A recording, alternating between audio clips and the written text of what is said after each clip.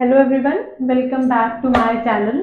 तो आज हमने नेक्स्ट चैप्टर स्टार्ट करना है। जैसे कि पिछली वीडियो में आपने देखा था कि जो आपका चैप्टर था वो खत्म हो चुका है। अब हमने नेक्स्ट चैप्टर स्टार्ट करना है। वो चैप्टर कौन सा है? Microbes in human welfare. अब आप सोचोगे कि मैम माइक्रोब्स भी ऐसे होते हैं जो हमारे लिए बेनिफिशियल होते हैं। बिल्कुल बच्चे, कुछ माइक्रो ऑर्गेनिजम्स ऐसे होते हैं जो हमारे लिए बेनिफिशियल होते हैं। अब हमने इस चैप्टर में वो देखना है कि कौन सा माइक्रो ऑर्गेनिज्म हमारे लिए किस फॉर्म में बेनिफिशियल है। ठीक है? Okay, watch my video till and. तो आई होप आपके लिए इंटरेस्टिंग होगी और हम अपना ये चैप्टर आज स्टार्ट करें। तो अब है माइक्रोब्स इन ह्यूमन वेलफेयर में सबसे पहले आपका आता है माइक्रोब्स क्या होते हैं। वैसे माइक्रोब्स वो ऑर्गेनिजम्स होते हैं जो हम अपना नेकेड आई से जिनको नहीं देख सकते, उन ऑर्गेनिजम्स को हम माइक्रोब्स बोलते हैं, which can not be seen with our naked eyes. और इसका जो डिस्ट्रीब्यूशन होता है बेसिकली हमें कहाँ कहाँ मिलते हैं, देखो ये हमें हर जगह मिलते हैं, everywhere on the earth. Soil, water, air, inside organisms, acidic environment, in below the snow, everywhere. ठीक है?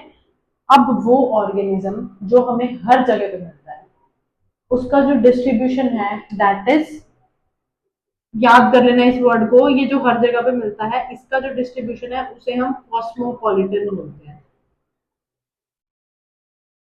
ठीक है?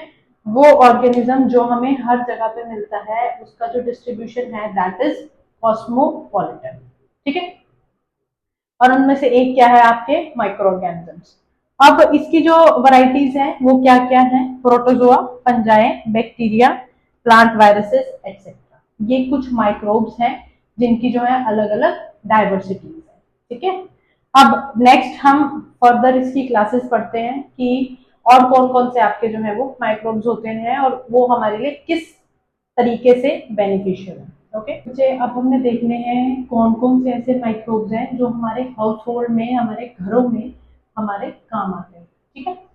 पहला है आपका कर्ड। अब किससे बनती है कर्ड? हम बेसिकली जो दही होती है वो मम्मा घर पे कैसे जमाते हैं, हम क्या करते हैं, मिल्क को वार्म करते हैं, हल्का सा वार्म करेंगे और उसे वार्म करने के बाद हम क्या करते हैं, उसमें थोड़ा सा अमाउंट कर्ड का जो ऑलरेडी हमारे पास होती है उसको ऐड कर देते हैं, जो किसका काम करता है, एज अ स्टार्टर।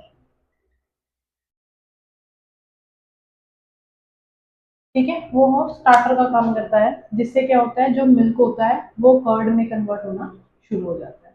ठीक है? और इसमें क्या होता है, लैक्टोबैसिलस बैक्टीरिया होता है, जो बैक्टीरिया अपने आप को एक पर्टिकुलर टेम्परेचर पे क्या करता है, मल्टीप्लाई करता है। ठीक है? वो एक टेम्परेचर पे आकर अपने आप को मल्टीप्लाई करता है और वो जो मिल्क होता है वो धीरे धीरे करके ओवरनाइट अगर हम उसको रखते हैं तो वो कर्ड में जो है कन्वर्ट हो जाता है। ठीक? नेक्स्ट है, अब क्या करता है, ये बेनिफिट्स क्या होते हैं इसके, बेसिकली ये जो B12 विटामिन होता है इसके अमाउंट को मिल्क में बढ़ा देता है, जिससे क्या होता है मिल्क की जो न्यूट्रिएंट क्वालिटी है वो इम्प्रूव हो जाती है। ठीक है? नेक्स्ट क्या है, ये हमारे स्टमक के लिए बहुत ही अच्छा होता है।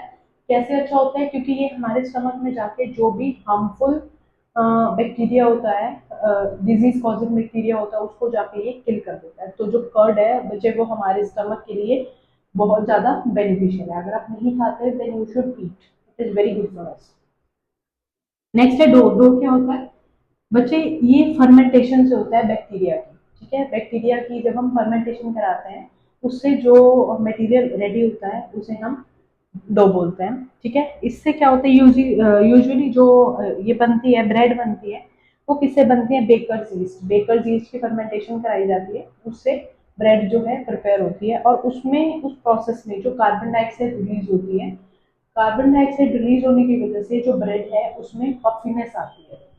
ठीक है? थोड़ा पफी हो जाता है ब्रेड, क्योंकि उसमें जो है कार्बन डाइऑक्साइड रिलीज होती है। ठीक है? और इसके और एग्जांपल्स क्या हैं फर्मेंटेशन के? बाय इडली। इडली और डोसा का हम जो डो प्रिपेयर करते हैं, जो थोड़े टाइम के लिए उसको जो सूजी वूजी डाल के और हम रखते हैं, उसके अंदर इनो डाल के डो प्रिपेयर करके रखते हैं, तो थोड़ा टाइम उसको रखते हैं, किस लिए रखते हैं, ताकि उसमें जो कार्बन डाइऑक्साइड है इस प्रोसेस में रिलीज हो जाए। ठीक है? तो ये दो थे। अब नेक्स्ट देखते हैं और कौन से माइक्रोब्स हमारे लिए बेनिफिशियल है। जैसे पहले दो हमने देख लिए थे।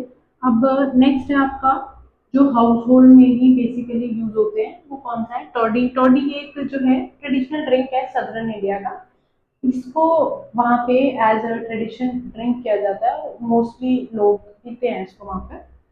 और ये कैसे बनता है, सैप लेते हैं पाम ट्रीज का, पाम ट्रीज का सैप एक्सट्रैक्ट करके उसकी फर्मेंटेशन कराई जाती है with the help of bacteria, ऐसे इसको प्रिपेयर किया जाता है। और चीज पता ही है आपको कैसे बनता है, जब जो मिल्क होता है, मिल्क बिल्कुल डिग्रेड होना शुरू हो जाता है, ठीक है, और वो डिग्रेड किससे होता है, with the help of bacteria, और भी ऑर्गेनिजम्स इन्वॉल्व होते हैं उसमें। जब मिल्क जो है वो डिग्रेड होना शुरू हो जाता है, तब किसकी फॉर्मेशन होती है, चीज की पार्शियल डिग्रेडेशन होती है मिल्क की बाय डिफरेंट माइक्रो ऑर्गेनिजम्स, ठीक है। स्विस चीज होता है वो किससे बनता है, प्रोपियोनी बैक्टीरियम शर्मानी से, ठीक है, इस बैक्टीरियम से बनता है ये। और आपका इसका ये जो है कैरेक्टरिस्टिक फीचर है, this this is characteristic feature,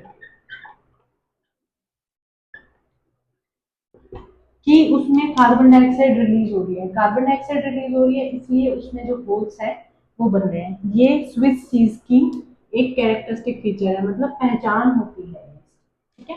तो ये जो चार हमने पढ़े हैं, ये ऐसे माइक्रोब्स हैं जो हमारे हाउस होल्ड्स में हमारे लिए हेल्पफुल हैं, जिनके बिना हम सरवाइव नहीं कर सकते, दूध दही पनीर के बिना हम सरवाइव बच्चे नहीं कर सकते। तो ये वो ऑर्गेनिज्म है जो हमारे लिए हेल्पफुल है, ठीक है, जो हमारी डेली लाइफ में हमें चाहिए ही चाहिए। ओके, तो अब हम नेक्स्ट क्लास में देखेंगे कि इंडस्ट्रीज में कौन से ऐसे ऑर्गेनिजम्स होते हैं जो बेनिफिशियल होते हैं, ठीक है। सो ये वीडियो इतनी देखो, कल हम कंटिन्यू करेंगे इसको। ओके, तो stay tuned and thank you so much for watching my videos.